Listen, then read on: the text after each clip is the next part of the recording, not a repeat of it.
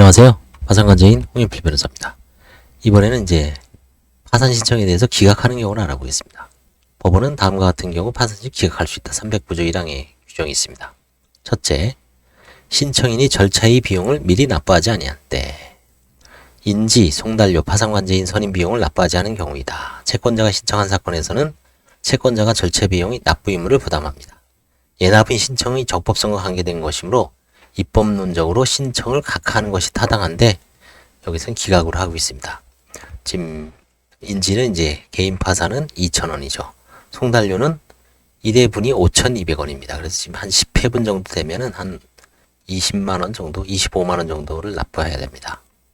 채권자가 10명인 경우에. 그 다음에 이제 법인 파산관제인 선임 비용은 서울 같은 경우는 이제 40만원이죠.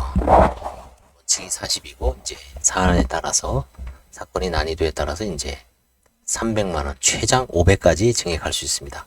500만원 한 경우는 이제 채권자가 수백 명인 경우죠. 개인 파산에서도 있습니다, 간혹. 그 다음에 이제 사건이 좀 복잡하고 정리할 게 많다.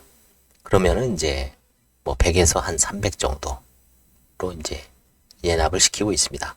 채권자는 이제 정해져 있죠. 채권자도 부채에 따라서 5억 미만은 500만원, 5억에서 10억은 700만원, 10억에서 30억은 1000만원. 이런 식으로 순차적으로 이렇게 증액하고 있습니다.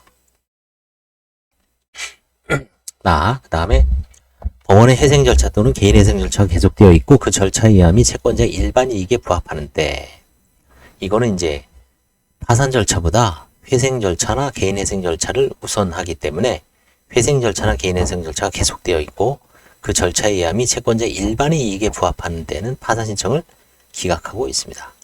법원에 회생 절차나 개인 회생 절차가 계속되어 있다는 것만으로는 기각할 수 없고, 나아가 그 절차에 의함이 채권자의 일반 이익에 부합해야 합니다. 이익과 일반 이익이 무엇인지에 관해서는 이제 나중에 나옵니다. 계속되어 있는 다른 절차란 이러한 절차가 신청되어 있는 것만으로 족하고 반드시 절차가 개시될 것까지 요구되는 건 아닙니다. 일단 접수만 해도 됩니다. 회생 절차, 개인 회생 절차. 그 다음에 세 번째로 채무자에게 파산 원인이 존재하지 않은 때 기각시킬 수 있습니다. 파산 원인은 채무자가 지급을 할 수 없는 때죠. 지급 불능이죠. 채무자가 지급을 정지한 때는 지급을 할 수 없는 것을 추정하고 있습니다. 존립 중인 한 명회사, 합자회사를 제외한 법인, 주식회사의 경우에는 채무 초과도 파산 원인이 되죠. 상속재산 파산과 법인 파산에서는 채무 초과도 파산 원인이 된다 그랬죠. 개인에서는 채무 초과만으로는 파산 원인이 안 됩니다. 지급 불능이 돼야 됩니다. 채무자의 배우자가 재산이나 수입이 있더라도 그 배우자가 채무자에 대하여 보증인이 지위에 있다거나 채무자의 채무를 스스로 이행할 의사를 보이는 등의 특별한 사정이 없는 한 채무자의 파산 원인 판단에 고려할 수는 없다. 이게 이제 대표적인 게 그겁니다. 예를 들어서 무슨 가정주부가 예전에 이런 게 많죠. 다단계라든가 아니면 좀 뭐 투자를 잘못해서 순간적인 판단에 뭐 친구 따라 강남 갔듯이 뭔가 순간적인 판단을 잘못해서 몇천만 원 빚을 지는 경우가 있습니다. 근데 이제 남편이 뭐 예를 들어서 뭐 전문직에 뭐 의사, 변호사, 뭐 기업 임원, 연봉이 많습니다. 그런 경우에도 그 의사나 뭐 전문직인 배우자가 보증인이 아닌 한 뭐 그 사람이 연봉이 높다거나 재산이 많다는 이유만으로 파산을 기각시킬 수는 없죠. 그렇죠? 사실 우리나라 제1호 파산도 제가 알고 있기로는 어떤 교수 부인이었나 그래요. 교수 부인이 뭔지 하여튼.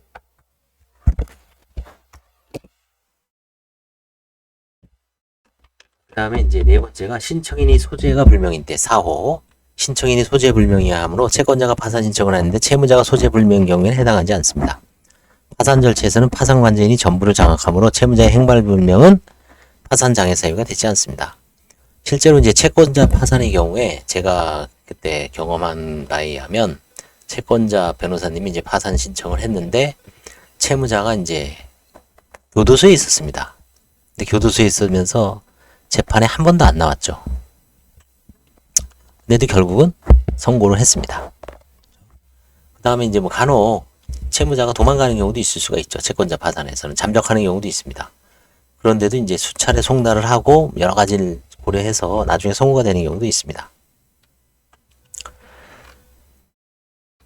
그 다음에 이제 기각 사유가 그 밖에 신청이 성실하지 아니한 때 5호로 되어 있습니다.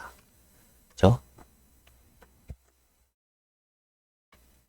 실무적으로는 이제 법원의 보정명령을 이제 이행하지 않다거나 뭐 주소 보정이라든지 아니면 무슨 뭐 하라는 거 있죠. 예를 들어서 뭐 해라. 이게 요구사항이 많습니다. 첨부 서류 같은 거 제출하시오.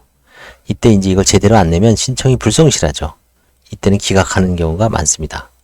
이 경우 채무자가 즉시 항고를 하고 항고심에서 보정을 이행하는 등으로 성실하지 않다는 이유가 없다고 판단된 경우 항고심은 원심 결정을 취소하고 원심범으로 이제 환송하고 있습니다.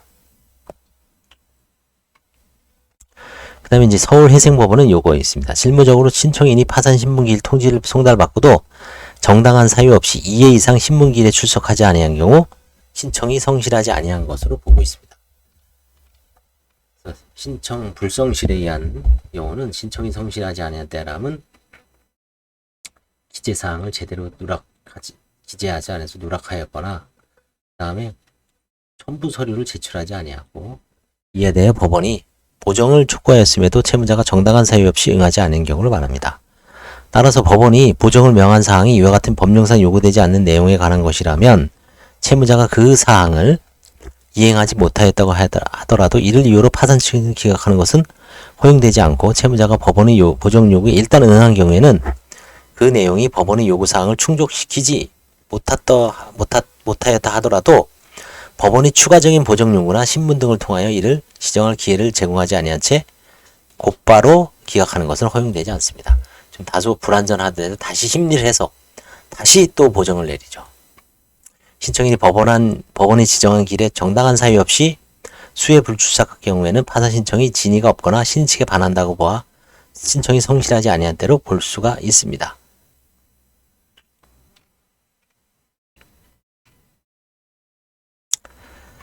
파산 절차 남용은 다음 시간에 한번 하겠습니다. 그래서 법원이 파산 절차를 기각하는 한 대여섯 가지 사유에 대해서 이제 알아봤는데 다시 한번 정리해보면 일단